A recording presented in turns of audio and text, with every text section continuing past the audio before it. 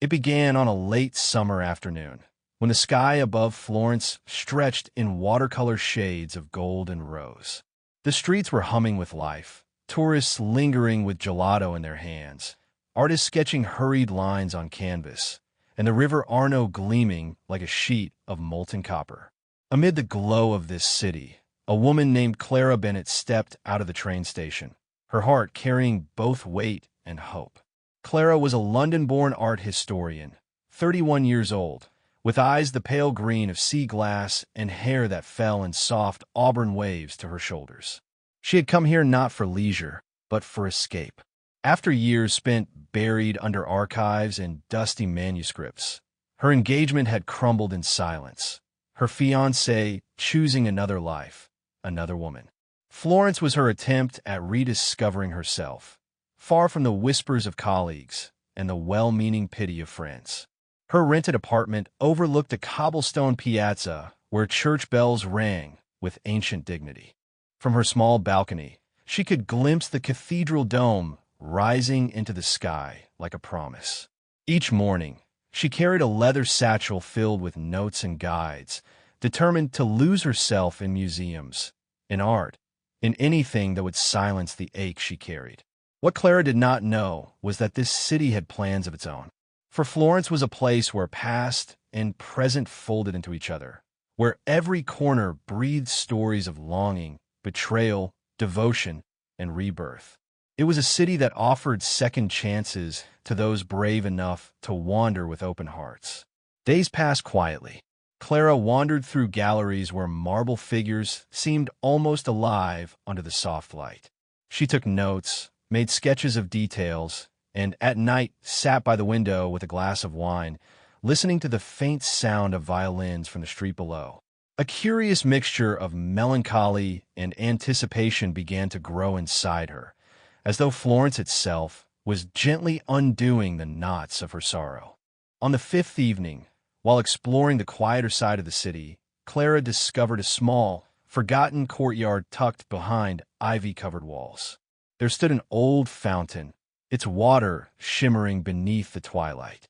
She paused there, feeling a rare stillness, as if time itself had stopped to breathe beside her. The moment felt significant, though she could not explain why. Elsewhere, not far away, another soul was preparing to step into her story. Adrian Moretti, a 35-year-old restorer of Renaissance paintings, had lived in Florence his entire life. With hands trained to revive fading colors and patience honed by years of meticulous work, Adrian carried his own invisible scars. His brother's sudden death 2 years earlier had left him adrift, unable to find joy in the familiar streets of his hometown. He poured himself into his craft, repairing what was broken on canvas, while neglecting the fractures within his own spirit. That evening, Adrian had been summoned by a friend to discuss a new project in the very quarter Clara was exploring. His path would cross the quiet courtyard at the precise moment she lingered by the fountain. Neither knew it yet, but destiny had begun to draw its first lines, like an artist sketching faint outlines before the masterpiece revealed itself. Clara, leaning against the cool stone, felt a curious shiver run through her. Somewhere inside her, a whisper stirred, an intuition that her life was about to change, though she could not see how. The courtyard seemed to breathe around her, carrying secrets older than memory. The bells began to toll in the distance, their sound solemn yet inviting.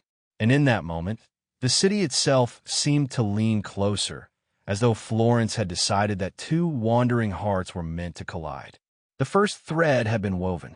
The following morning arrived with a gentle drizzle, softening the colors of Florence and washing the cobblestones in glistening silver.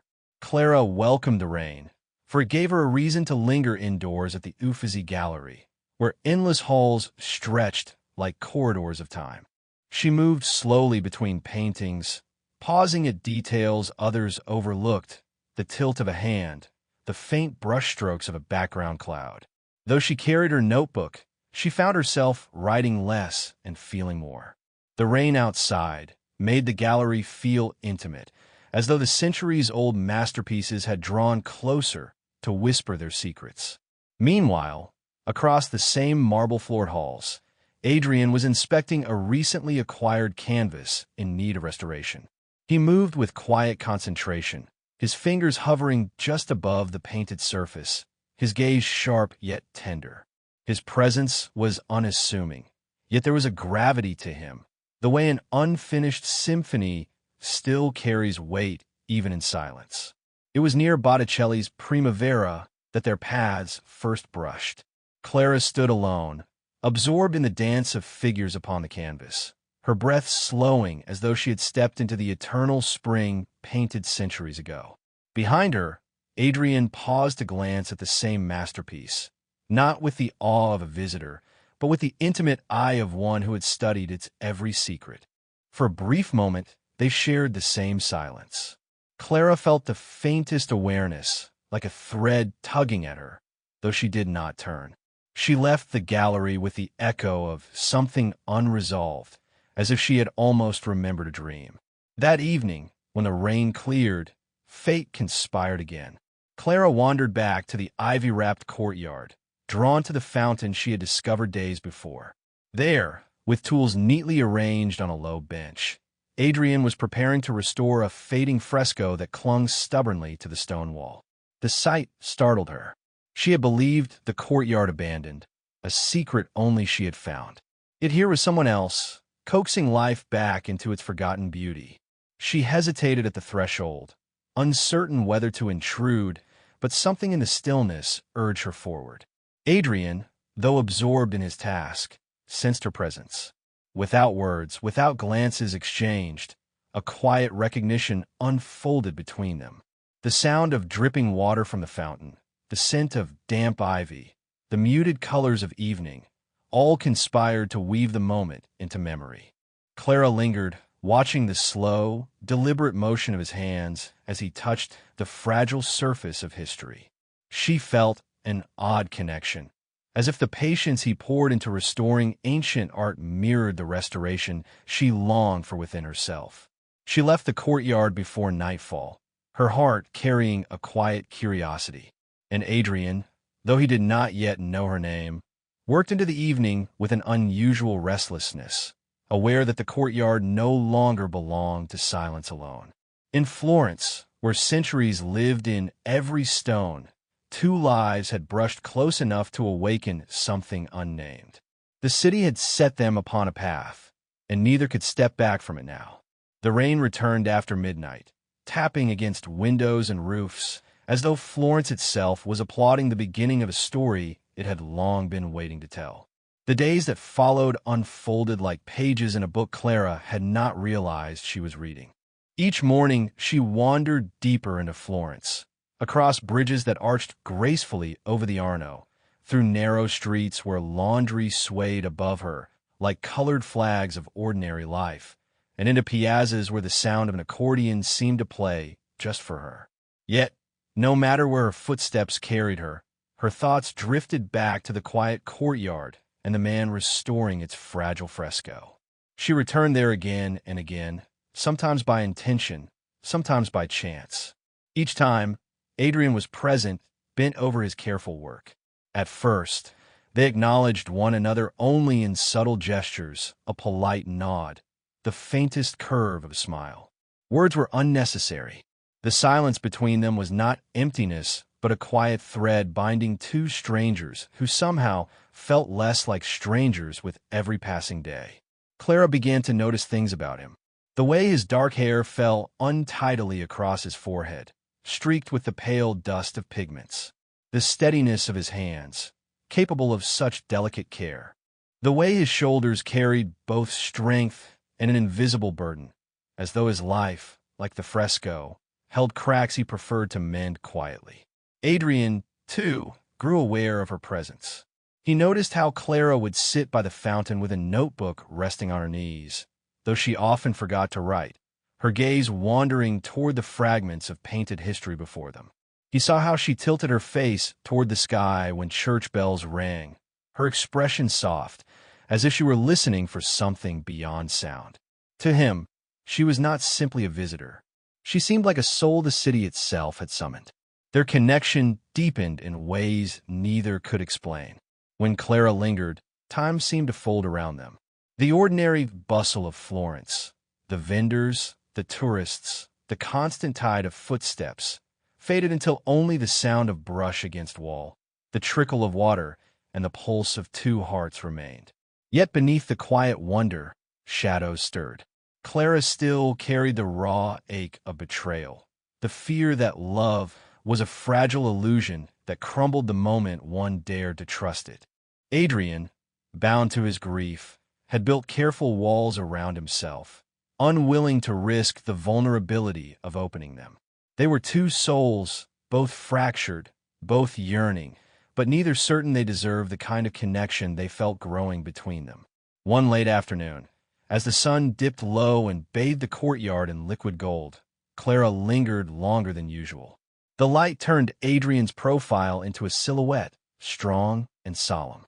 For a moment, she imagined stepping closer, imagined breaking the silence that held them apart. But the fear of shattering the fragile magic held her back. Instead, she rose quietly and left before darkness fell, though her heart longed to remain. Behind her, Adrian straightened from his work, gazing at the space where she had stood. A restless energy filled him, as though the fresco beneath his hands was no longer the only fragment needing restoration. Florence exhaled into the night, its streets alive with laughter, music, and whispered confessions. Somewhere within it, Clara lay awake, unable to silence the rhythm of her thoughts. And elsewhere, Adrian, too, found no rest, the memory of her presence echoing like unfinished brushstrokes on the canvas of his mind. The city had bound them together, yet the true test was still to come. For love, like art, demanded more than quiet admiration. It demanded courage. Autumn crept gently into Florence, tinting the air with crispness and filling the streets with the scent of roasted chestnuts. The light shifted, turning sharper, clearer, as though the city itself wished to expose every hidden corner. For Clara and Adrian, the season carried with it the first tremors of change. Clara had begun to expect his presence, the quiet certainty that the courtyard would not be empty. It was no longer a chance meeting, but a rhythm, an unspoken ritual. She arrived with her notebook, her coffee, sometimes with sketches of the painting she studied. Adrian worked in silence, though she sensed that her company had begun to shape his hours as much as his brushes and pigments did. Yet beneath the gentle cadence, tension stirred. One afternoon, Clara lingered too long, her thoughts drifting until she realized Adrian's movements had stilled. He stood back from the fresco, his jaw set, frustration flickering in his eyes. The wall's surface had betrayed him, crumbled plaster refusing to hold the pigments. His patience, usually so steady, faltered. For the first time, she saw not only the craftsman, but the man weighed down by imperfection, by limits he could not mend with skill alone. Clara wanted to step forward, to offer words of comfort, but hesitation chained her. The shadow of her past rose unbidden, memories of offering love to someone who had turned away, of giving too much only to be left hollow. Her silence stretched, and the moment passed.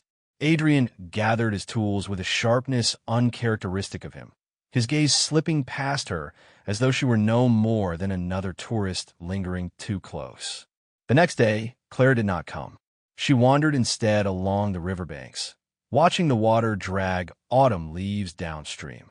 She told herself it was better this way, that the connection was only an illusion conjured by loneliness. Yet her heart rebelled, aching for the courtyard, for the quiet companionship she had already begun to need. Adrian, too, felt the absence. He worked alone, the silence pressing against him. The fresco loomed, its fractured surface mirroring the unrest within him.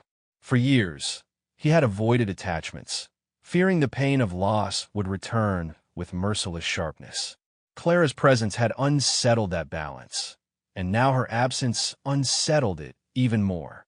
When at last their paths crossed again, the air between them was heavier, as though both carried unspoken words. Clara stood by the fountain, her notebook unopened, while Adrian busied himself with his brushes, his focus sharper than necessary.